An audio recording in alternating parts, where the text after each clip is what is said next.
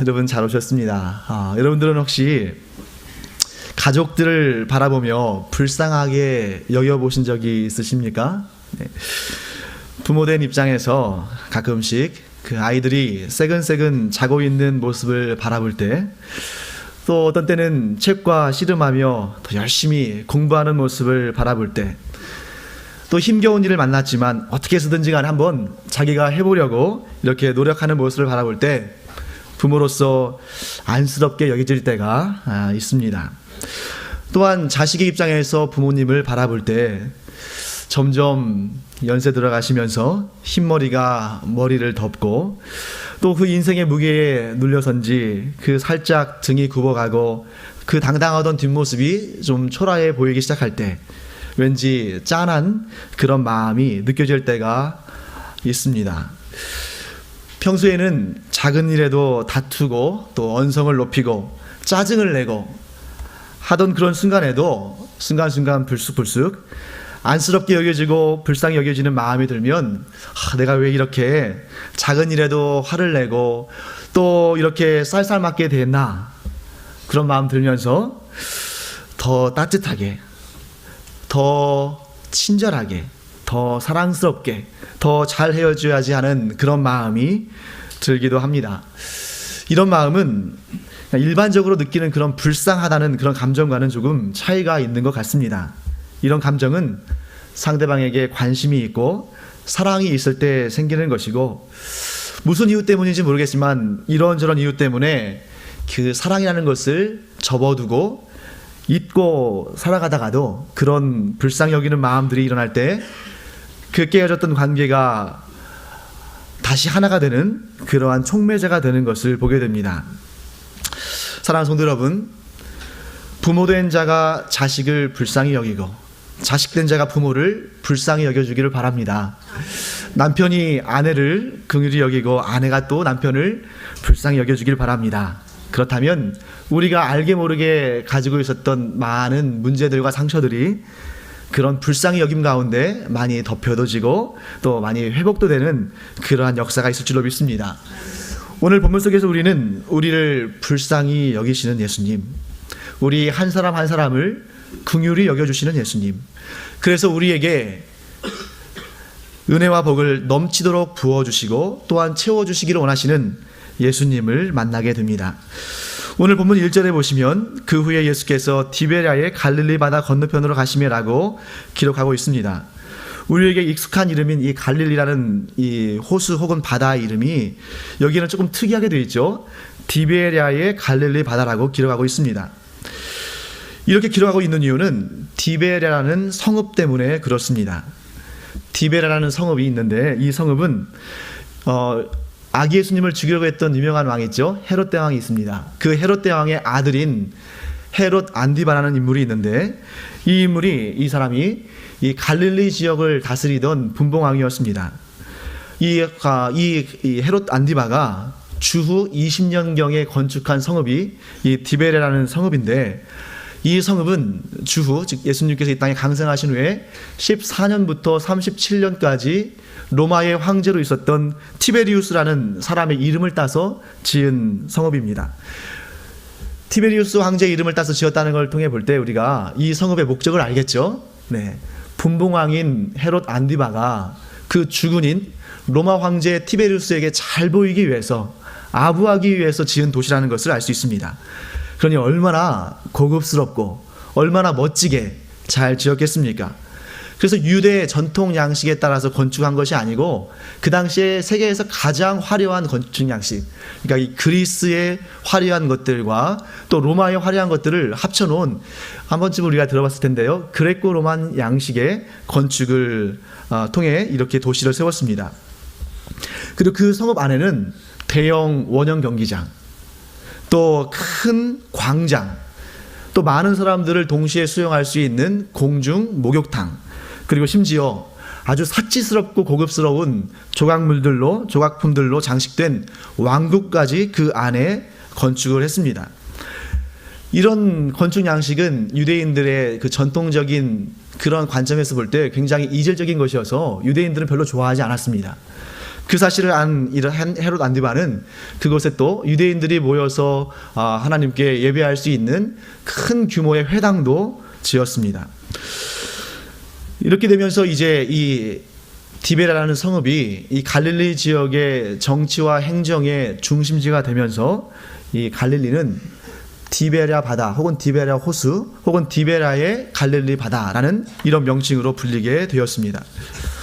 제가 여러분들에게 이 말씀을 드리는 이유는 뭐 역사 공부를 좀 하자 하는 그런 차원이 아니고, 이 디베랴라는 이름 가운데 있는 그 지역 사람들이, 즉 디베랴 사람들이 느꼈을 고통과 울분을 우리가 공감하며 이 본문을 봐야 되기 때문입니다. 여러분, 이 아름답고 멋진 이 디베랴 성읍을 짓기 위해서 얼마나 많은 백성들이 고생을 했겠습니까? 그 노동력이며 그 재원이며 이 모든 것들이 다 어디에서 나왔겠습니까? 바로 그 갈릴리 땅에 사는 많은 사람들이 피땀을 흘려서 그 건축물을 짓고, 그들이 또 그 얼마 되지도 않는 재산 가운데 상당 부분을 떼어내서 세금으로 바쳤기 때문에 헤롯 안디바가 로마 황제에게 아부하기 위해서 뇌물로 지은 도시가 세워진 것입니다. 기껏해서 그렇게 고생하면서 도시를 지어놨는데 결국 그 도시는 로마 황제에게 바쳐지고, 또 그곳에서 왕과 귀족들이 흥청망청 유흥하며 놀며 이렇게 그 백성들의 피땀을 먹어가며 마셔가며 그러한 향락적인 생활을 할 때 백성들의 눈에서는 피눈물이 나는 것이었습니다. 더군다나 그들의 영적인 갈급함을 채워줘야 되는 이러한 종교적인 지도자들이 그들의 목자들이죠. 이들의 영적인 그러한 곤고함을 채워주기는커녕 도리어 권력에 줄을 대서 그들이 기득권을 가지고 또 오히려 백성들을 갈취하는 그러한 일들이 있었기 때문에 영적으로나 육적으로나 이 지역 사람들은 너무도 큰 고통 가운데 있었습니다. 바로 그 고통과 허탈함 가운데 있는 그들에게 예수님이 찾아오신 것입니다. 예수님께서 갈릴리 바다 건너편으로 건너가셨는데 예수님이 가시는 곳마다 큰 무리가 예수님을 따랐습니다. 그들은 한결같이 영적으로나 육적으로나 깊은 고통과 한숨과 비탄을 가지고 있는 사람들이었습니다. 그들은 예수님께서 병자들의 그 질병을 고쳐주시고 귀신 들린 자들로부터 그 귀신을 쫓아내시는 모습을 보면서 이분이라면 우리를 구원하기 위해서 하나님께서 보내신 메시아, 그 메시아 정도까지는 되지 않는다 할지라도 그 메시아의 앞길을 예비하는 그 큰 선지자쯤은 되겠구나, 우리가 그분 안에서 무슨 소망을 발견할 수 있지 않을까 하는 그런 마음을 가지고 예수님의 뒤를 따랐던 것입니다. 그들은 예수님의 표적을 본 까닭으로 예수님이 가시는 곳마다 예수님을 따라다녔는데, 표적을 본 자들이기 때문에 계속해서 또 다른 표적, 이 표적을 보여주시기를 간절히 바랬습니다. 하지만 예수님은 이 표적을 앞세워서 인기를 모으려고 하지 않으시고 도리어 표적을 보기 위해서 모여든 그 수많은 사람들에게 최우선적으로 하나님 나라의 복음, 즉 천국 복음을 선포하셨습니다. 물론 그렇다고 해서 예수님께서 이제 나는 더 이상 병고침이나 귀신을 쫓아내는 그런 이적은 행하지 않겠다 하신 것이 아니라 여전히 병을 고쳐주시고 여전히 귀신을 쫓아내셨지만 그것은 표적만을 위한 표적이 아니었습니다. 예수님은 하나의 표적을 행하실 때에도 반드시 그 표적이 천국 복음을 선포하시기 위한 시청각 교육이 되게 하신 것입니다. 예를 들면 예수님께서 질병을 고쳐주심으로 무엇을 알려주셨냐면 천국에는 질병이 없다는 것을 알려주셨습니다. 예수님께서 귀신을 쫓아내심으로 말미암아 사람들에게 천국에는 사탄의 권세, 사망의 권세가 역사하지 못한다는 것을 보여주셨습니다. 또 오늘 우리가 읽은 이 오병이어의 기적을 통해서 예수님은 그 수많은 사람들을 원하는 대로 원하는 만큼 충분히 먹이시고도 12바구니나 되는 많은 양을 남기셨는데, 그 기적을 통해서 천국에는 어떠한 부족이나 결핍함도 없이 완전한 충만함, 아니 그 충만함을 넘어서는 넘치도록 풍성한 그러한 은혜와 복락이 있음을 보여주셨습니다. 그런데 이러한 기적들은 과연 무엇으로부터 비롯된 것일까요? 그것은 바로 예수님이 그들을 불쌍히 여기셨기 때문에 시작된 것입니다. 예수님은 목자 없는 양처럼 방황하는 이 이스라엘 백성들에게 먼저 영적인 양식을 먹여주셨습니다.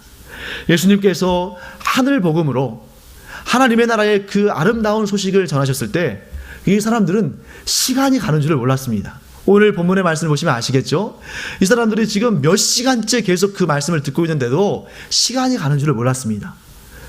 그러다 보니 어느덧 날이 저물어 가고 그들이 이제 배가 고픈 그런 시간이 됐습니다. 그러면 이제 어떻게 해야 될까요? 그 수많은 사람들, 아마 남성만 5,000명이니까 어린아이들과 또 노인 어르신들과 여자까지 합치면 수만 명은 좋게 돼서 이 사람들을 어떻게 해야 할 것입니까?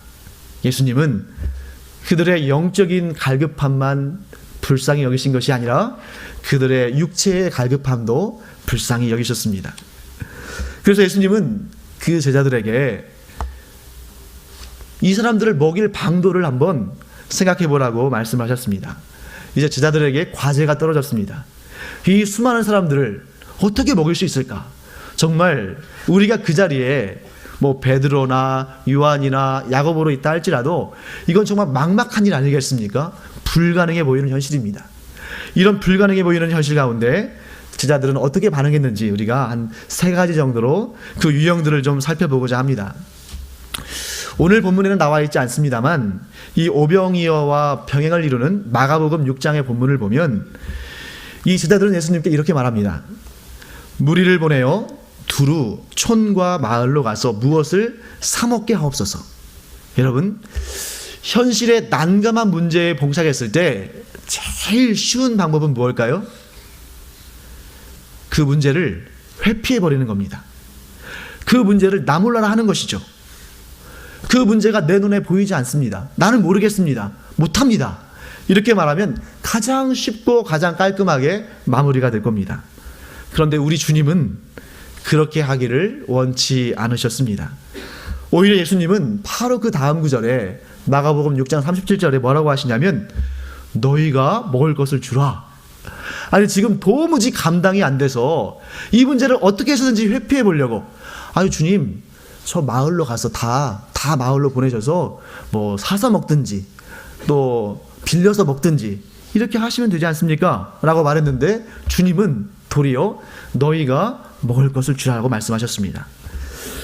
예수님은 이 굶주린 사람들이 이 굶주린 채로 먼 길을 떠나게 되면 어떻게 될지 그 마음 가운데 그 모습을 잘 아시기 때문에 불쌍한 마음이 드신 것입니다.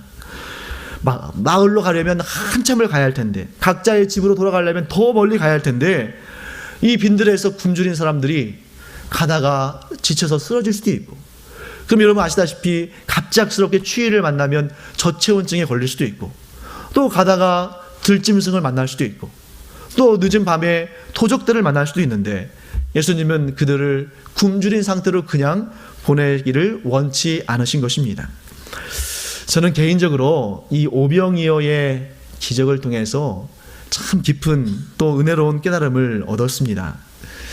제가 설교자로 설교 강단에 이렇게 서는데 지금 이렇게 웃는 표정으로 여유롭게 말씀을 드리는 것처럼 보이지만 굉장히 저는 부담을 많이 느끼는 사람이었습니다.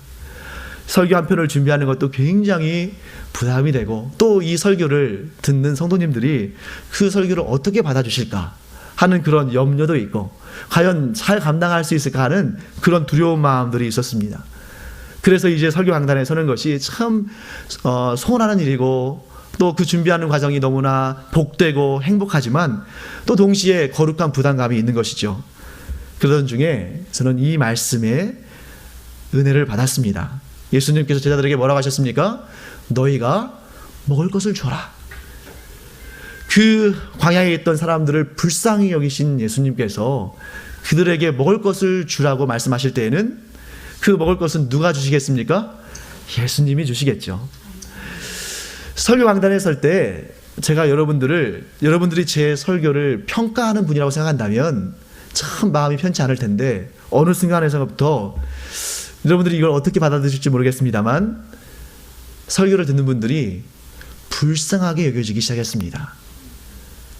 하나님의 마음을 아주 조금이나마 느끼게 된 것이죠. 하나님께서 사랑하시는, 하나님께서 불쌍히 여기시는, 그래서 그 영적인 진리들과 또 복된 말씀들과 또 하나님의 풍성한 은혜들을 가득가득 풍성히 차고 넘치게 허락하기를 원하시는 그 귀한 주님의 양들을 이 자리에 불러놓으시고 주님께서 준비한 그 양식들을 먹이시기를 원하시는데, 나도 그 주님의 마음으로 이 강단에 섰으면 좋겠다 하는 그런 마음을 갖게 되었습니다. 사랑하는 성도 여러분, 우리 주님은 우리를 불쌍히 여기시는 분이십니다. 우리가 영적으로 궁핍할 때 우리를 영의 양식으로 채워주기를 원하십니다. 우리가 육체적으로 가난할 때 우리에게 일용할 양식을 채워주기를 원하시는 분이십니다. 우리가 육신의 질병으로 고통당할 때 우리의 육신의 질병을 치유하시고 강건하게 서기를 원하시는 분이 바로 우리 주님이십니다. 그러므로 우리가 주님의 마음을 이 안에 품는다는 것은 우리의 형제와 자매들을 불쌍히 여기는 마음을 품는다는 것을 의미하기도 합니다. 여러분, 가까운 사람들에서부터 우리의 가족들과 친척들과 우리 성도들과 우리 이웃들을 불쌍히 여기는 마음을 조금씩 가지며 더 넓혀 나갈 때 우리는 하나님의 은혜와 복을 충만히 얻을 뿐만 아니라 그것이 차고 넘쳐서 열방을 향해 흘러가게 하는 하나님의 사람들이 되게 하실 줄로 믿습니다. 이러한 불가능한 상황에, 즉 이 수많은 사람들을 먹여야 되는 이러한 상황에 닥쳤을 때 제자들이 보인 두 번째 반응은 빌립에게서 찾아볼 수가 있습니다. 오늘 본문 5절 말씀에 예수님은 빌립을 시험하시면서 이렇게 말씀하셨습니다. 우리가 어디서 떡을 사서 이 사람들을 먹이겠느냐? 빌립은 이렇게 대답합니다. 각 사람으로 조금씩 받게 할지라도 200데나리온의 떡이 부족하리이다. 여러분, 이 대답을 통해 볼 때 빌립은 참 논리적이고 셈이 빠르고 그만큼 현실 감각이 있는 사람이라는 것을 알 수 있습니다. 빌립이 뭐라고 말합니까? 이 사람들로 하여금 조금씩 받게 할지라도. 여러분, 이 조금씩 받게 할지라도라는 말을 우리가 좀 잘못 해석해서 이 사람들한테 돈을 조금씩 우리가 받아가지고 대신 이 사람들을 대행해서 떡을 사온다 할지라도, 이런 의미가 아닙니다. 여기에서 조금씩 받게 할지라도라는 말은 조금씩만 먹여줘도, 이 사람들에게 조금씩만 나눠줘서 조금씩만 먹게 해도 많이 모자란다는 것이죠. 여러분, 이런 상황에서 지금 떡을 구할 수 있을지 없을지는 모르겠습니다만, 만일 구한다 할지라도 지금 이런 상황이라면 어떤 사람이 좀 자기 양껏 먹으려고, 그 원하는 만큼 먹으려고 막 이렇게 움켜쥐고 먹으려고 하면 아마 빌립이 그 옆에 서서 가재비 눈을 하고 막 이렇게 째려볼 것 같아요. 그래서 막 이렇게 소리치겠죠. 당신 입만 입이냐고, 당신만 배고프냐고, 옆에 이 수많은 사람들도 먹어야 되는데 당신 혼자 그렇게 배불리 먹어서 되겠냐고 아마 그렇게 말했을 것 같습니다. 그래서 여기에서 조금씩이라는 단어가 제가 NIV 영어 성경을 보니까 어떻게 표현되냐면 have a bite, 그러니까 한 입씩만 베어 먹어도, 이런 식으로 표현되어 있어요. 지금 빌립은 당면한 문제에 집중해 있다 보니까 사람들이 보이지가 않습니다. 이 사람 한 사람이 하나의 인격체로 불쌍한 한 사람으로 보이는 것이 아니라 거대한 군중으로 보이는 겁니다. 우리가 이렇게 우리를 압도할 만한 엄청난 일을 마주하게 되면 그 일 때문에 주변 사람들과 이렇게 부딪히는 경험들을 많이 하게 됩니다. 신경이 좀 예민해져서 그런 것이겠죠.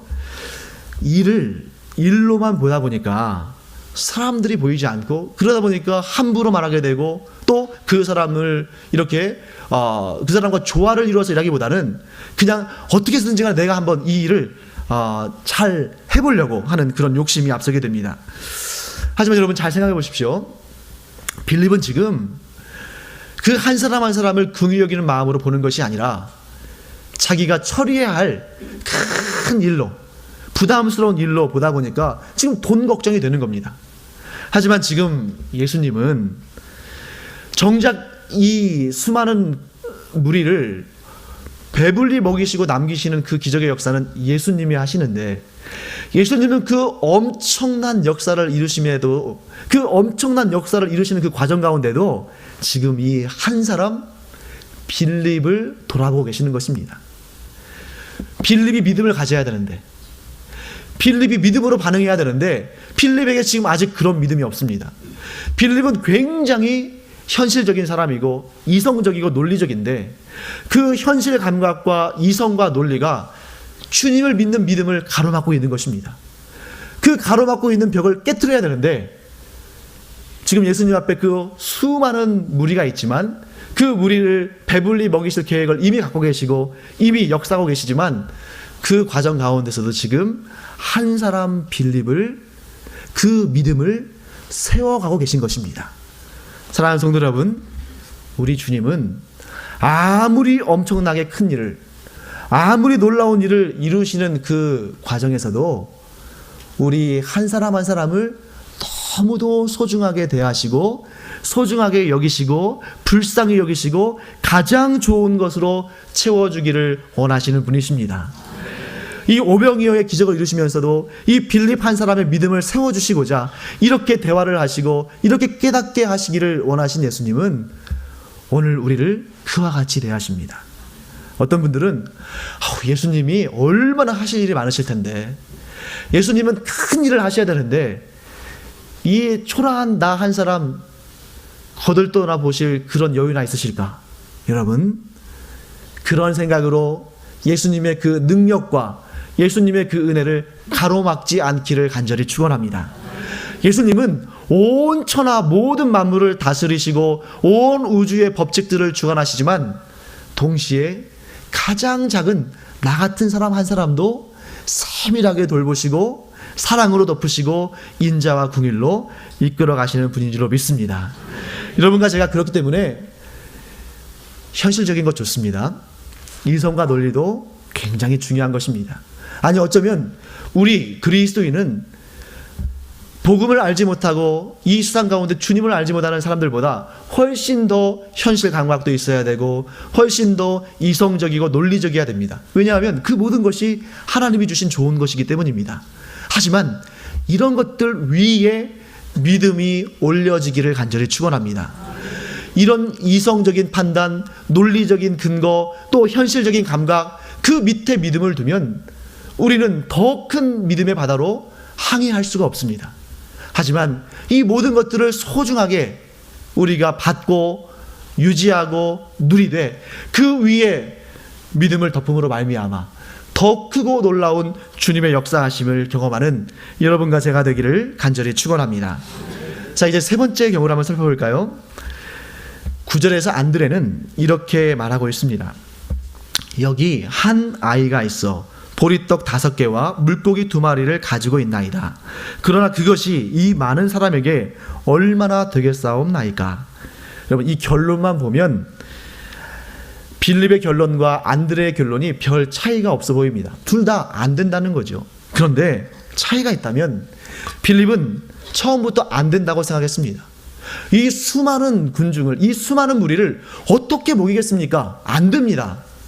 그런데 안드레는 안 된다고 생각했지만, 그런데 그 발은 예수님을 향해 나아갑니다. 안드레는 한 작은 아이가 얼마 되지 않은 이 작은 도시락을 가지고 있는 것을 보았습니다. 그 도시락 안에 담겨 있는 것이 무엇입니까? 보리떡 5개와 물고기 2마리입니다. 여러분, 여기에서 이 보리떡 5개를 설마 여러분 이 삼각김밥 정도나 아니면 우리 주먹만한 뭐 주먹밥이나 뭐 요즘에 유행하는 뭐 밥버거 이런 정도로 생각하시면 안 됩니다. 어디까지나 이 보리떡 5개는 작은 체구의 한 어린 아이가 한 끼 먹을 도시락인 것입니다. 또 여기에서 물고기 2마리를 뭐 광어 2마리나 무슨 뭐 우럭 2마리로 생각하지는 않으시겠죠? 그 작은 도시락에 들어갈 정도의 작은 물고기인 것입니다.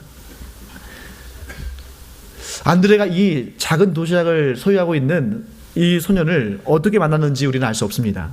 그런데 중요한 것은 안드레가 이 작은 아이를 주님께 소개하고 있다는 사실입니다. 안드레도 이 작은 소년도 이 보리떡 5개와 물고기 2마리가 어떠한 변화를 가져오게 될지 지금으로서는 아무런 예측도 하지 못합니다.